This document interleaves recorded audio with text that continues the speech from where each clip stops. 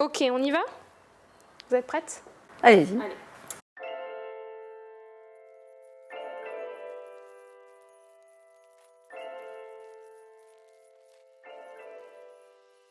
José Massy, où êtes-vous née? Alors, je suis née à Lyon. À Lyon? À Lyon, dans le 3e. Alors, c'est vrai qu'on pourrait dire que je ne suis pas toulonnaise, mais je suis arrivée, j'avais 6 mois.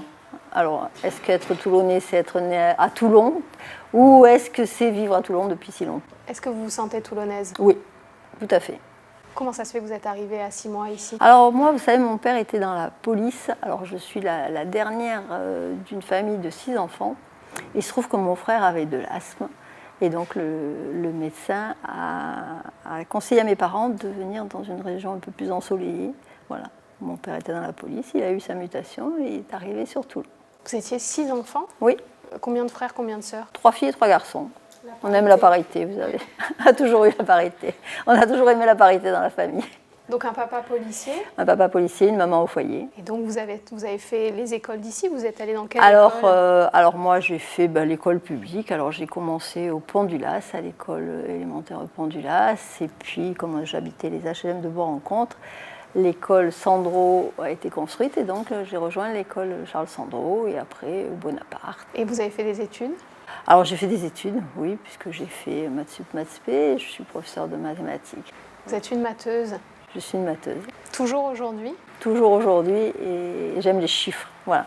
Et je suis très concrète, voilà. Donc, pour moi, c'est blanc ou noir, voilà. Tout est blanc ou noir? Bon, il y a des fois gris clair et gris foncé, voilà. Mais bon, je pense qu'à chaque problème, il y a une solution. Ça, c'est ce qu'on m'a appris en maths. À chaque problème, il y a une solution et vous êtes une femme très rationnelle, cartésienne aussi? Cartésienne, plutôt. Est-ce qu'il y a de la spiritualité dans votre vie ou vous êtes quand même... Oui, oui. Et je vais vous faire une réponse de matheux. Je cherche toujours la médiane. Voilà. C'est-à-dire? La médiane, en mathématiques, c'est une droite qui est issue du sommet, mais qui partage le côté opposé en deux. Voilà. Vous cherchez le chemin du milieu, quoi. Toujours la médiation. Et si on peut dire de moi, j'aime la concertation. Voilà. Vous disiez, je me sens toulonnaise. C'est quoi être toulonnaise? C'est aimer sa ville. Alors je vais vous en donner un exemple, parce qu'il se trouve que je suis partie enseigner pendant 10 ans en Ardèche. Et au bout de 10 ans, je ne supportais plus. Voilà. Donc j'ai pris la famille sous le bras et on est rentré. Et j'ai donc démissionné de l'Éducation nationale. Je vous accorde que c'est un peu fou de démissionner de l'Éducation nationale. Voilà. Ma mère possédait au cri en disant « mais comment tu vas faire ?» Et j'ai démissionné pour être sûre de ne pas y revenir. Voilà.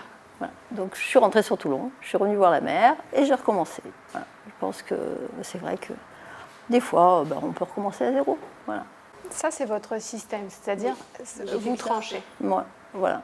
Et dans ma vie, j'ai souvent fait ça. Je suis recommencée à zéro plusieurs fois. Ouais, le zéro, c'est vrai que pour une matheuse, c'est assez joli. C'est vrai. J'ai des petites phrases comme ça qui sont très matheuses. C'est vrai que je découvre ça chez vous, côté très matheuse. Ouais. Je pense que ça fait partie de votre ADN. Alors du coup, une enfance toulonnaise, donc plutôt du côté du Pont du Las? Oui, j'habitais les HLM de Bois-Rencontre. À Bois-Rencontre, ouais. Pour ça que quand on dit logements sociaux, je l'ai dit hier au de THM, j'aime pas sociaux. C'est des logements et c'est des parcours de vie. On peut passer, et d'ailleurs j'ai volontiers signé un contrat de mixité sociale. Je pense que comme les parcours professionnels, il y a des parcours résidentiels aussi. Voilà. Et on peut commencer en HLM et puis après il y a plusieurs solutions. Voilà. Ça peut être une parenthèse ou ça peut être... Voilà, ça peut être une parenthèse, ça peut aider à un moment. Voilà, c'est sûr. Quel enfant vous étiez? Alors, j'étais une enfant studieuse, voilà. Vous imaginez bien que dans une famille de 6 enfants, ma mère nous menait au doigt et à l'œil, voilà. Donc, mes frères et sœurs ont fait des grandes études aussi. J'ai une sœur comme ça qui a été la première ingénieure mécanicien de France, voilà. Chapeau. Voilà, donc ma mère croyait en l'école et je crois encore à l'éducation et je crois en l'école. Tout est possible. Voilà. L'école permet encore bien sûr d'atteindre tous les possibles. L'école permet toujours d'atteindre les possibles. Et on peut recommencer sa scolarité tard.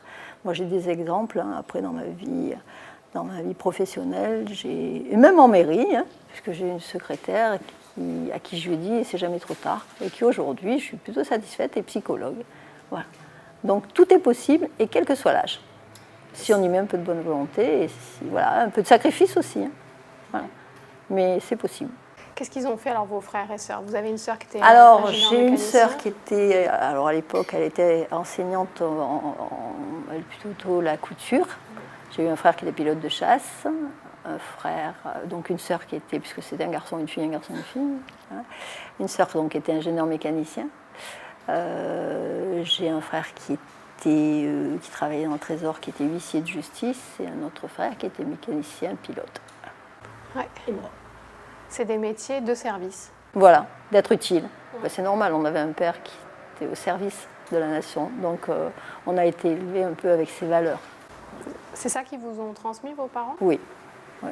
Que vous retenez d'eux, c'est le sens du service? Oui, les valeurs, puis être honnête, loyal. Honnête, loyal, oui. Et ils incarnaient ça, vos parents? Oui, tout à fait. Oui, tout à fait. C'était peut-être une ancienne génération, rien n'était acquis, si vous voulez.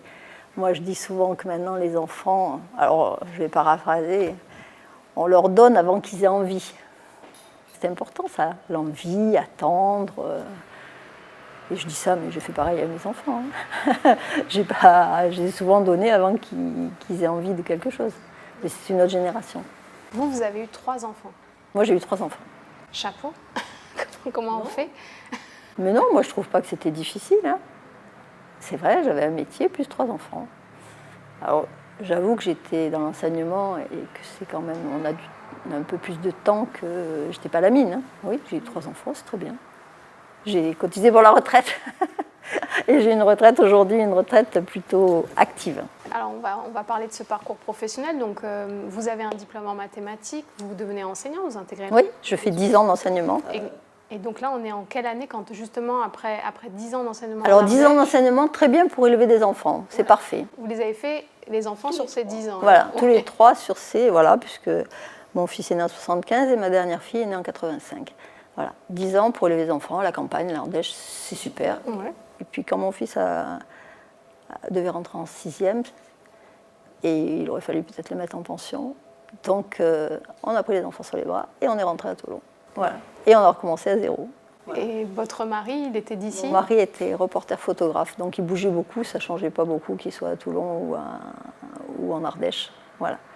Et c'est vrai qu'il bougeait beaucoup en Ardèche, c'est que je me trouvais souvent seule. Et j'ai dit on va rentrer. Et on est rentré.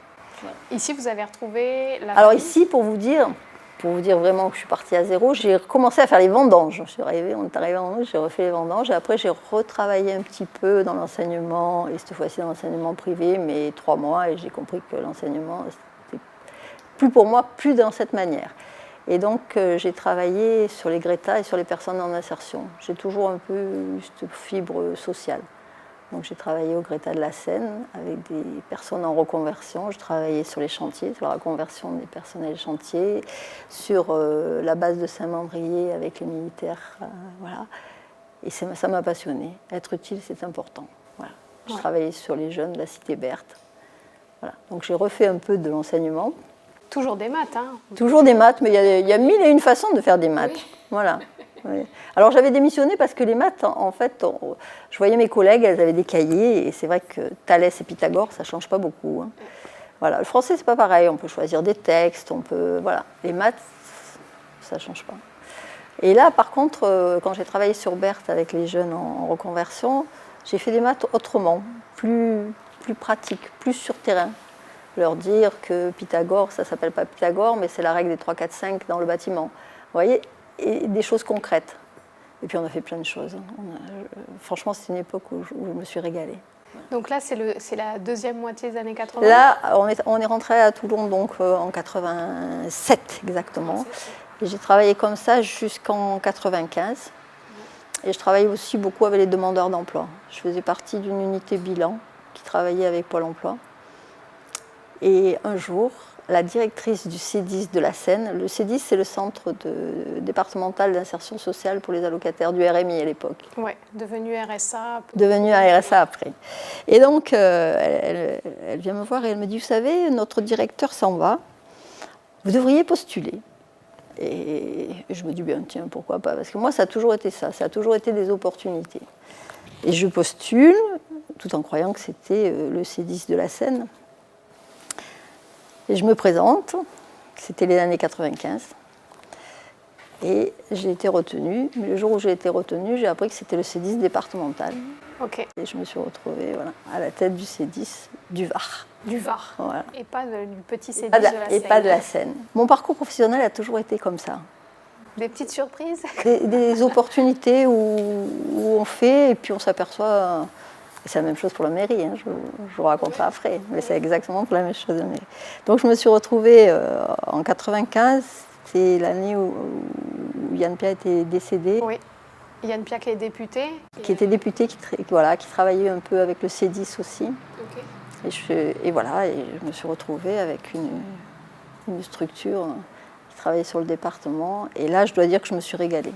C'était l'époque où on pouvait tout faire, donc je me suis investie sur le RMI. Je travaillais sur le fait que les allocataires reprennent un emploi. Ouais. Et quand ils reprenaient un emploi, je me suis aperçue qu'il y avait des freins à l'emploi qui étaient la garde d'enfants. Ouais. C'est à cette époque aussi que j'ai connu Hubert Falco. Ah oui? Dans quelles circonstances? Il était président du département et nous on dépendait du département, le RMI dépend du département. Donc je suis allée le voir en disant on a un problème sur la garde d'enfants. Ouais. Et en 2003, j'ai créé les premières crèches où dans le public, les agents étaient moitié allocataires du RMI, parce que c'était une chance, il fallait leur mettre le pied à l'étrier. Et sur la garde d'enfants, il y avait la moitié des places qui étaient réservées aux allocataires qui reprenaient un emploi. Voilà. Ouais. Donc j'en ai fait beaucoup. Ouais. Voilà. La première que j'ai faite, je l'ai faite à Saint-Maximin. Et moi, j'ai l'habitude de dire qu'on n'invente rien. On adapte. Okay. À l'époque, je suis allée voir ce que faisait Jean-Louis Borloo à Valenciennes. Okay. Et il avait créé les crèches mobiles. C'est-à-dire quand il est arrivé à Valenciennes, il a dit « je ne sais pas où les faire, les crèches, donc je vais créer des crèches mobiles ». C'est-à-dire que dans un camping-car, tout le matériel pour équiper une crèche, et tous les jours, il allait soit sur un gymnase, soit sur une salle des fêtes. J'ai fait la même chose. Ah ouais. Et il avait dit « quand il faudra aller tous les jours au même endroit, je ferai une crèche ». Et moi, j'ai commencé comme ça, j'ai commencé sur Saint-Maximin. J'ai eu la chance d'aller le voir, il m'a dit « ok, allons-y ». Et je faisais pas mal de villages, donc j'ai fait Saint-Maximin, j'ai fait Calian, j'ai fait Carnoul, j'en ai fait quelques-unes. Et à Toulon, je me suis dit, à Toulon, ça ne sert à rien. Donc on a fait à Toulon des crèches, j'ai fait celle de la Beaucaire, j'ai fait celle du Pont du Las, et j'ai fait celle du Jardin Alexandre Ier, où là, il y avait eu la canicule. Et du coup, on a doublé ça avec une maison d'accueil de personnes âgées. Ouais, c'est début des années 2000, ça. Ouais, les mamies. C'est les mamies, ouais. Voilà.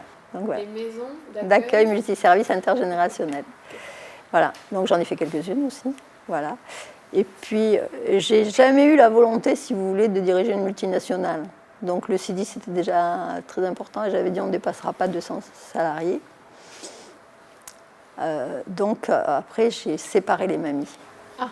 Voilà. J'ai dit on va faire 2 associations. Et là maintenant, vous avez l'association Mamie et l'association C10. Ouais. Voilà. J'en ai pris la présidence pendant quelques années, parce que je ne souhaitais pas que ça parte sur d'autres orientations. Oui. Et au C10, j'ai recommencé. Au C10, je me suis dit, maintenant, il faut les nourrir, ces crèches. Oui. Donc, j'ai créé une entreprise d'insertion pour femmes. Parce qu'en fait, les entreprises d'insertion, c'est souvent les hommes. C'est les lagages, des broussaillages. Mais pour les femmes, il n'y a pas grand-chose. Donc, je me suis dit, les femmes, elles savent à peu près cuisiner. Oui, voilà. Pas toutes. Pas toutes, mais on peut apprendre. Oui. Voilà. Donc, on va faire une entreprise qui nourrira les crèches. Donc, c'était une entreprise d'insertion. Attention, ce n'était pas pour devenir forcément cuisinière et avoir un CAP cuisinière. Mais c'était un outil qui servait aux femmes à se réinsérer. Et donc, j'avais 8 personnes comme ça, encadrées, qui nourrissaient les crèches qu'on avait créées. Voilà. C'est une entreprise qui marche toujours très bien, qui sert aujourd'hui 450 repas. Voilà. Entre-temps, qu'est-ce qu'on a fait? On a fait les centres sociaux, il n'y en avait pas. Donc on a créé, il n'y avait que celui de Sainte-Mus. Donc on a créé celui de Toulon-Centre et de Toulon-Ouest. Et toujours avec cette volonté, au moment où ça marche, si vous voulez, on passe au relais. Voilà. Vous créez, vous mettez en place, vous structurez. Voilà, je suis un peu, Ouais. voilà, Et après, vous passez le et après je bébé. passe le relais, voilà, et je fais autre chose. Pourquoi vous dites que quand vous commencez là en 95, on pouvait tout faire, que tout était possible? Tout était possible. C'est vrai que maintenant il y a beaucoup de normes, et puis la vie est différente. Moi j'allais voir, je suis arrivée en présentant ce projet de crèche mobile, il fallait avoir du courage pour dire ok on y va. Alors c'était pas des gros projets non plus, parce qu'on achetait un bus, c'était 50 000 €, vous voyez, mais c'était plus facile. Ça ne veut pas dire que c'est pas facile maintenant, mais c'était plus facile. On arrivait, on avait des projets, on disait bon allez ça coûte tant et on y allait quoi. Tout était à faire aussi. Tout était à faire. Voilà, tout était à faire. Les normes étaient peut-être un peu moins rigoureuses qu'à l'heure actuelle maintenant. C'est vrai qu'on parle de simplification administrative. Mais moi je vois à la mairie là, c'est compliqué. Moi pour faire une crèche il me fallait une année. En gros je disais c'est une grossesse. Je suis arrivée en mairie, il m'a fallu des années pour faire une petite crèche. Voilà, parce qu'elle est marché, parce que c'est de l'argent public aussi. Bien sûr. 95. Alors j'ai fait ça à 95 jusqu'en 2014. Non, 2016, exactement. Oui, 20 ans. Mais j'ai fait plein de choses à l'intérieur, parce qu'en fait, j'ai besoin de créer, j'ai besoin de faire des choses. Ok. De nouveautés? Nouveautés, oui, d'avancer. Oui. Et quand est-ce qu'arrive l'engagement politique dans tout ça? Alors, honnêtement, ils sont venus me chercher longtemps avant. Ils sont venus me chercher en 2001. Ils sont venus me chercher. Ouais, pour vos compétences pratiques de terrain. Oui, peut-être, oui. Mais j'ai jamais voulu parce que je pense qu'il faut être disponible pour être élu. Il faut être disponible, il faut avoir du temps. Et moi, à l'époque, j'avais les crèches, j'avais les centres sociaux, j'avais le CEDIS, j'avais les allocataires quand même. 3 enfants? 3 enfants, accessoirement. Et j'avais dit non, j'irai quand j'aurai du temps de faire quelque chose. Et donc, ils sont venus me chercher. Et j'ai dit oui en 2014 parce que j'allais prendre la retraite en 2016. D'accord. Et je me suis dit, je ne me vois pas assis sur ma terrasse à tricoter. C'est pas mon genre, vous avez peut-être remarqué, je suis un peu hyperactive. Voilà. Et donc, j'ai dit oui en 2014 et je suis rentrée sur la liste 12e adjoint à la petite enfance, bien sûr, puisque c'est des compétences quand même que j'avais acquises, même si je n'ai pas de formation dans la petite enfance. Voilà, donc j'ai fait un mandat. Petite enfance. Et aux élections de 2020, en plus de la petite enfance, on va donner l'éducation et les ressources humaines. Ouais. Voilà donc 2e adjointe. Et en 2022, je crois qu'il y a des législatives. Ouais. Et Yannick Chenevard, premier adjoint, est élu député. Et de 2e, je monte première. C'était en juillet 2022. Et déjà, c'était lourd. Vous saviez à quoi vous vous engagiez en devenant première adjointe? Oui, première adjointe, on n'est pas maire. Ouais. On est premier adjoint. Voilà. Donc vous étiez relax. Moi, j'étais relax, oui. J'étais relax, enfin. C'est déjà difficile, premier adjoint. Hein. Oui, bien sûr. Relax, j'ai toutes les ressources humaines. Mais j'étais relativement relax. Relativement. Sauf que entre juillet et avril, le 14 avril, je me suis retrouvée maire. 14 avril, vous retrouvez? C'est le tsunami. C'est un tsunami? Tsunami. Pourquoi? Je ne suis pas quelqu'un qui se met en avant. J'aime les dossiers, j'aime travailler, j'aime l'ombre, voilà. Et là, c'est la lumière. Et vous voyez, souvent elle m'éblouit la lumière. Donc voilà, je n'étais pas configurée pour ça. J'ai jamais recherché ça. Il y a des personnes qui rêvent toute une vie d'être mère ou autre chose, mais qui s'y préparent. Moi, en 8 mois, je me suis retrouvée mère, vous vous rendez compte? C'est ça qui est un tsunami. C'était pas le projet? Pas du tout. Pas le projet, pas configuré pour. J'ai pas eu le temps de me préparer. Et d'un coup, ça arrive. Voilà. Et on fait. Quand on est première adjointe, vous êtes sensibilisée à ça? C'est-à-dire, bon, alors s'il y a un souci, ne serait-ce qu'un souci temporaire, il faut que... On n'y pense pas. Je vous assure, on n'y pense pas. On n'y pense pas. Et on se dit, connaissant Hubert Falco, moi je disais toujours, il mourra dans son fauteuil. Ouais. On n'y pense pas, on n'envisage même pas une seconde que ça puisse arriver. Jamais. Si j'avais envisagé, je crois que j'aurais refusé d'être première adjointe. Ouais. Non, on n'y pense pas. Et puis on se dit, il reste 3 ans, voilà. Et là, ça vous tombe dessus. Alors je le dis souvent, vous êtes au bord de la piscine, on vous pousse, vous avez 2 solutions. Toujours les maths, vous voyez. Soit vous noyez, soit vous apprenez à nager. Alors, j'ai appris à nager. Je ne vais pas aux Jeux Olympiques, hein. Mais ça va, je ne me noie pas. Donc effectivement, vous prenez l'intérim, ensuite le conseil municipal vous confirme. Voilà, et vous alors je terminez. demande à mes collègues hein, quand même. Ah oui. Parce que je leur ai dit, qu'est-ce qu'on fait? Voilà. Ouais. Donc ça, c'est mes collègues qui m'ont dit, bah tu y vas. Hein. Voilà. Eux, ils sont sûrs de vous, ils sont derrière Ah ben vous. personne ne veut y aller. Et personne ne veut y aller. donc- Personne ne veut y aller, c'est donc pour moi. Hein. Voilà. Comme je n'ai pas l'habitude de fuir mes responsabilités, j'y vais. Pourquoi on ne veut pas aller sur ce type de poste? J'ai pas besoin d'être devant. Je déteste ça. Voilà. C'est pas le travail de maire. Le travail, je le fais volontiers, j'apprends. C'est cette surexposition. C'est la partie publique. C'est la partie publique et je ne suis pas quelqu'un de politique. Ou alors je suis politique, mais au sens vrai du terme politique. La vie de la cité. Je ne suis pas encartée. Voilà. Je ne suis pas de parti politique. Donc ça fait toujours un peu peur quand même. Parce que la vie des politiques est difficile. Ouais. Pourquoi? Bon, vous voyez bien, cette politique politicienne, là, c'est toujours d'une élection à l'autre, on attend déjà, on est déjà en campagne. Moi, ce que j'ai besoin, c'est de faire. Voilà. Je ne suis pas en campagne. Voilà. Et c'est vrai qu'on voit souvent nos opposants, ils sont déjà en campagne. Venez voir un conseil municipal et vous verrez. Ils sont déjà en campagne. Et moi, ce que j'ai besoin, c'est qu'on parle de la ville. Voilà, de qu'est-ce qu'on fait. Voilà, pas des vagues promesses. On sait que ce sera impossible, mais quand même, on promet. Voilà. Donc, moi, je suis là, je fais. Je ne sais pas pour combien de temps je suis là. Mais en tout cas, j'avance. Vous terminez le mandat? Pas forcément. Pas forcément. Potentiellement, un retour d'Hubert Falco, et bien sûr, je laisserai ma place. Je suis quelqu'un de loyal, et voilà. Ça, c'est vos parents qui vous l'ont enseigné? Oui, oui, oui. Quand on dit quelque chose, on fait. Et l'autre, ma mère disait toujours, il faut faire pour faire faire. Il faut montrer l'exemple. Il faut montrer l'exemple. Voilà. Vous dites que vous n'êtes pas engagée, dans un parti, vous n'êtes pas une militante. Vous vous êtes engagée surtout aux côtés d'Hubert Falco. C'est la teneur de vos Pour relations être utile à la ville. pour votre ville. Quelles sont la teneur de vos relations avec Hubert Falco? Vous Très vous bonne. connaissez depuis- C'est un ami. J'ai travaillé avec lui depuis 1995, puisque c'était lui qui était président du département. Donc tout ce que j'ai pu faire aussi, je ne renie pas, il m'a aidé. Il m'en a donné les moyens. C'est un ami. On se voit. Si j'ai besoin d'un conseil, je l'appelle. Par contre, il n'est pas en mairie de Toulon, c'est pas lui qui décide. Ouais. Voilà. Et je tiens à le dire, il ne vient pas en mairie de Toulon. Et alors, on m'a dit, il ne faut plus le dire que je ne suis pas une plante verte, mais j'ai suffisamment de caractère pour dire, voilà, ça c'est, pour le moment, c'est moi qui suis maire, pour le moment, c'est moi qui décide. C'est important pour vous la règle aussi, les règles, le Oui, droit? tout à fait. Alors là, oui. Alors oui. Oui. Ah oui, ça c'est sûr. C'est sûr. Moi, je resterai dans la ligne vraiment droite et je m'interroge sur tout ce qui est... je fais très attention à ce que je signe. Voilà. Et je m'interroge sur la légalité. Quand vous avez donc ce fauteuil de maire qui s'offre à vous, est-ce que vous voyez aussi une opportunité d'imprimer votre marque et votre regard?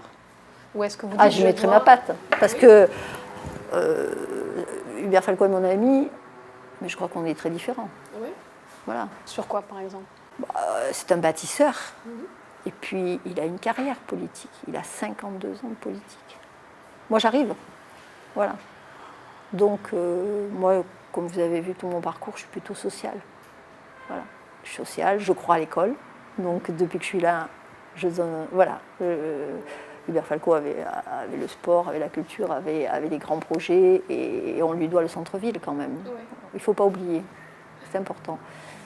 Mais moi, je crois, et c'est vrai que j'ai une phrase que la rectrice m'a un peu piquée maintenant, je dis « l'avenir mesure au moins d'1 mètre ». Voilà. Donc, c'est maintenant, c'est à la crèche. C'est à la crèche, c'est aux écoles, c'est maintenant. Ouais. Moi, j'y crois, regardez. Je suis l'exemple parfait d'une gamine de HLM qui finit maire de Toulon. Ouais. Est-ce qu'il y a de la fierté là-dedans? Ah ben, je ne vais pas vous dire qu'on n'est pas fiers. Je crois que les gens qui m'entourent sont plus fiers que moi. Ouais, comment ils ont pris Ah, ils sont contents, hein, c'est sûr. Ma sœur aînée me dit toujours « Ah, si maman savait, voyez ça, voilà. » Mais moi, je ne me dis pas Toulon, c'est ma ville, vous voyez, cette propriété. Ouais. Voilà. c'est notre ville. Voilà. Et je dis, j'enfile le costume de mère, je fais le travail de mère, mais il y a autre chose, il n'y a pas que ça. Oui, bien sûr. Alors du coup, si vos parents ils voyaient ça, qu'est-ce qu'ils diraient selon vous? Ouais, que ma mère dit qu'elle me dirait qu'elle ne nous a pas trop mal élevés quand même. C'est pas mal. Ouais. Elle ne nous a pas trop mal élevés, on a à peu près réussi, tous autant qu'on est. Et j'espère que mes enfants diront la même chose. Ils sont fiers eux aussi ou... Alors, ils étaient très angoissés. Et c'est vrai qu'au moment de prendre le poste, on fait chez nous des conseils de famille. Ah oui. Et je dis que j'ai plus craint le conseil de famille que le conseil municipal. Comment ça se passe un conseil de famille? Il y a un ordre du jour? L'ordre du jour, c'est est-ce que j'accepte d'être mère? Ça a été conditionné par une décision familiale. J'aurais demandé leur avis. Après, je décide. Mais j'aurais demandé mon avis, c'est normal. Ça remet aussi leur vie de manière différente. Voilà. Donc, ils se faisaient beaucoup de soucis pour moi parce que, comme je le disais tout à l'heure, j'ai des heures de vol. Voilà. Quel âge vous avez? J'ai 73 ans. 73 ans. Voilà. Donc ils se sont dit, c'est beaucoup de travail. C'est beaucoup, elle est à la retraite, elle pourrait profiter, voilà, c'est de la pression. Puis ils savent, la politique, c'est quand même un milieu particulier. Comment vous le définiriez? Comment je le définirais? J'ai l'impression que des fois, tous les coups sont permis et qu'on ne respecte pas et qu'on dit n'importe quoi. Voilà. Moi, je le vois, ça, au conseil municipal. Ils agressent. Pour un peu à la fin, ils viennent s'excuser, vous comprenez, je l'ai dit, mais si tu ne penses pas, tu ne le dis pas. Voilà. C'est la théâtralisation de la politique. Oui, c'est le show. C'est le show. Ouais. En fait, tous les mois, ils font le show. Et tous les mois, là, on en a eu un. Je savais qu'ils allaient me parler de l'éducation et de la ministre de l'Éducation, des agriculteurs, voilà. Alors que c'est la ville de Toulon. Oui. Voilà. On est censé parler de Toulon. Voilà. Des délibérations. Sur une délibération, ça peut dériver sur les migrants, voilà, alors qu'on passe la rénovation d'une école. Qu'est-ce qui vous fâche? Qu'est-ce qui vous fâche dans la vie? Qu'est-ce qui vous contrarie? Le mensonge. Voilà. J'aime pas. Je préfère qu'on me dise la vérité, quitte à entendre une vérité qui peut être dure, mais mentir, je supporte pas. Voilà. Et agresser les gens gratuitement pour faire le show comme un conseil municipal, je supporte mal. Qu'est-ce qui vous fait pleurer? Qu'est-ce qui vous émeut? Je suis hypersensible. Voilà, hypersensible. Voilà. Donc, il ne faut pas grand-chose. Ouais. Mon fils me dit toujours, arrête maman, quand je regarde un film, je vais pleurer, il me arrête, c'est du cinéma. Voilà. C'est bien d'être sensible aussi. Ouais. Les choses touchent. Voilà. À quoi ça sert d'être sensible? Je sais pas, il y a des trucs qui émeuvent. Je fais attention sur les discours, par exemple. On m'écrit des discours, je dis ça, je peux pas le dire parce que je vais pleurer. Mais bon, après, je sais que je vais pleurer. Voilà. Après, je pense pas que ça soit une preuve de faiblesse, hein. Mais on peut se laisser encore émouvoir par pas mal de choses. Et on peut être mateuse et sensible. Et sensible. Ah, mais c'est pas.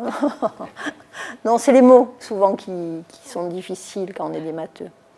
Voilà. Les discours, les discours, c'est difficile. Mais bon, j'ai une équipe autour de moi qui est super, qui m'ont un peu cerné et qui savent maintenant ce qu'il faut écrire. Voilà. Okay. Et bon, là, vous avez peu de temps libre, soyons honnêtes. Oui, c'est vrai. C'est rare. C'est rare. Mais quand vous en avez, qu'est-ce que vous aimez faire? Alors, je lis. Lire, ouais. Vous êtes une Je lis. Je ne regarde très peu la télé. Rarement tout ce qui est les infos, parce que je trouve que c'est toujours des infos négatives, et je disais souvent, le jour où on fera un journal des bonnes idées, des faits, et c'est bien de dire que c'est bien aux gens, parce que ça, là vous prenez certaines télés, c'est le meurtre d'un tel, c'est un tel, il n'y a rien de positif, mais il y a plein de choses qui se font bien, et ça encourage les gens à faire. Donc je lis, je préfère lire. Genre quoi? Tout, je lis tout. Voilà. Ça dépend le moment. Ouais. Ça dépend le moment. Il y a le livre qui vous fait du bien, là, qui ne vous prend pas la tête. Et puis après, je me renseigne quand même, je regarde sur les dossiers. Ouais. Mais je suis capable de lire des polars, des romans. Voilà. Je suis une fidèle utilisatrice de la médiathèque Chalucé. Ah, ça, c'est une belle réalisation. Très belle réalisation. Voilà. Et je cuisine. Oui. Voilà. Après, j'ai une vie... Ils me disent que je suis normale. Et souvent, les gens me disent « Ah, vous êtes normale ». Ben oui, je cuisine, je fais le marché, je fais les courses, voilà. Hein. Voilà, et j'ai la chance encore de ne pas être trop connue dans la ville, donc je me déplace Incognito? presque Ah oui, ils incognito. vous ont pas encore identifié les Toulonnais, vous pensez? Certains oui, ils vous mais laissent tranquille. voilà, ils me laissent tranquille, ils Ouais. respectent, et voilà. Et marché Lafayette, marché du Mourillon, je vais à Carrefour faire le plein, voilà, j'ai une vie normale. Je Ouais. m'occupe de ma petite fille, voilà, j'essaye de garder. En effet, je prends ma petite fille de temps en temps le mercredi, et je peux, voilà, je peux aller au magasin de jouets, je peux aller à la Cultura, je peux aller au cinéma, je peux, voilà. Il faut un temps pour tout. Ça vous donne des idées quand vous Oui. êtes dans votre ville? Oui, oui, oui, oui. Même ce que ma petite fille dit à la cantine, j'ai pas mangé ça. Voilà, oui, oui. On se nourrit de tout ça. Et c'est pas trop dur. Maintenant, vous devez arbitrer des sujets très divers, de ne pas favoriser vos sujets de prédilection, d'être juste, impartial et de ne pas mettre l'accent sur ce qui vous... Alors je mets l'accent, je vous le dis, là j'ai mis l'accent sur l'éducation, c'est vrai. Peut-être que ça avait été un peu délaissé, ça avait été un peu... Hubert Falco avait d'autres... Il avait la rénovation du centre-ville, il était bâtisseur, il avait le sujet. Moi en effet, c'est les crèches et les écoles, et je l'ai dit, c'est... Voilà. Donc oui, j'ai fait les végétalisations des cours d'école. J'ai boosté tout ça pour que ça se fasse en 1 an. Et là, je suis plutôt fière parce qu'on a fait 2 écoles en 1 an. Voilà. Je lance un plan petite enfance. Voilà, je fais des rénovations d'école. Oui, oui, oui, on met sa marque. Hein. Voilà. Ça, c'est votre marque. Et je me dis, le temps que je resterai, je ne sais pas combien, voilà. On y met toujours sa patte. Quoi que vous fassiez, vous avez une autre sensibilité, une autre façon. Et puis il a fait le travail. Moi je dis, il a construit les murs. Ben, moi je fais la déco. Hein. Vous pouvez pas dire ça. Ah, c'est pas la déco, mais voilà. Ouais. Donc là, vous êtes dans l'idée que Peut-être que je suis là pour 2 mois. peut-être pour 2 mois, Peut-être pour 2 ans. Je sais pas. et ça vous va, cette incertitude? Ça me va très bien. Voilà. Voilà. Un pas après l'autre. Exactement. Et je dis toujours, wait and see. On attend et on verra. Qu'est-ce que les Toulonnais ignorent de vous? Qu'est-ce qu'on ignore de vous et qu'on serait Plein de surpris choses sûrement. d'apprendre? Là, vous m'avez fait raconter ma vie, je la raconte jamais. Ça, voilà, donc, bon, ils savent que je suis matheuse, ça oui, parce que je lis assez bien les chiffres et voilà. Et souvent quand on me dit ça coûte tant, je dis oui, ça fait 2 crèches, voilà. Et entre 2 crèches et voilà. Après, je sais pas, est-ce qu'ils doivent tout connaître aussi de votre vie privée? C'est pas obligé. Hein. Et ça vous va bien? Ça me va bien. Oui. Ouais. Oui. Moi, j'aimerais qu'on regarde ce que je fais. Voilà, pas qui je suis. Les gens, voilà. Faire Faire et être utile. et être utile. Voilà. Merci Madame le maire. Merci.